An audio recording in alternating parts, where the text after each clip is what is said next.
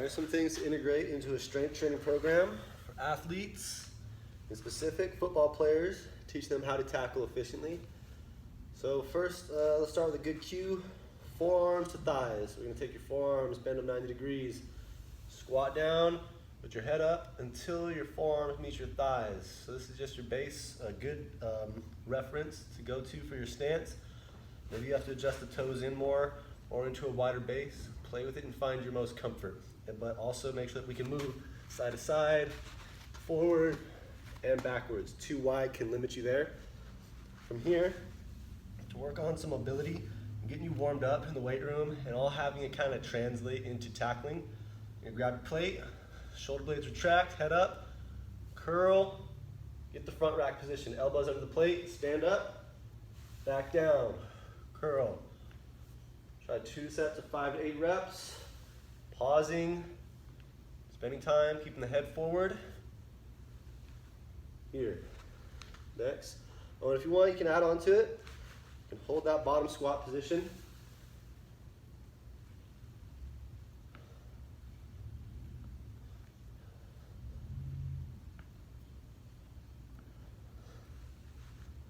Also go here, side bends, really firing up your quads. Then hinged, squat. I think that we neglect hinging. We don't reference that enough a lot of times in weight rooms. But we want to learn that hinge and experience a stretch sensation in our hamstrings. Because when we tackle, you don't want to be vertical. You want to have some hinge to it. So you want to have that chest forward slightly. Also so you can get your shoulder into the hip and belly button area. So I like to take the plate, hold it like this. That way we're not rounding. Feel that plate, keep us upright. We're like this, hinge, squat, hinge, squat. Another variation would be with the hands here. You can add rows, squat, hinge, squat, hinge, row. You can turn it into a complex for conditioning and for warm-ups. Overhead squat. Here, I would suggest bumpers for it, but you're gonna increase the mobility demand if you use smaller plates like metal plates.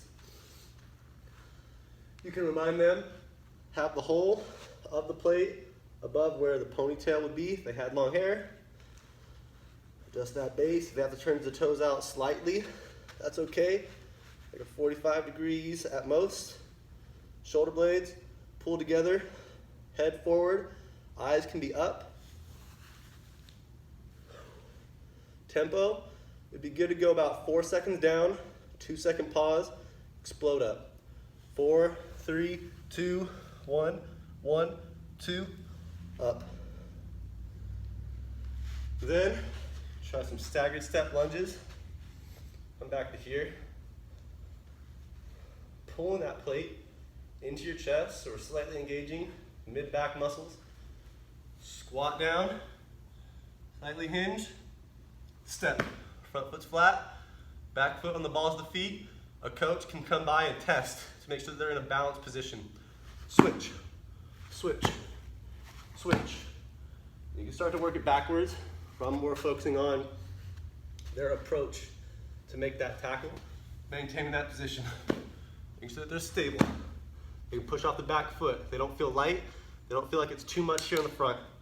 I would say about 70% of that weight on the front foot, 30% of that weight on the back foot. You could even say 80-20. Then here, lateral shuffle. Keeping the plate just like this. Toes straight.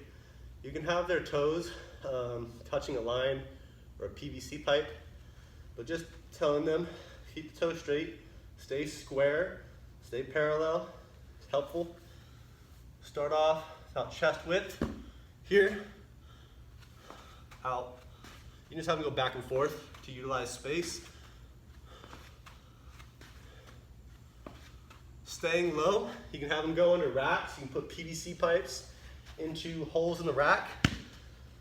I would say about nipple height. Everybody's gonna be a little bit different height, but in between here, height-wise, teaching them to stay low. And you can reference, you want to stay coiled up in 2 ways. You want to stay low, you want to stay narrow. If you're too wide, you don't have much to work with.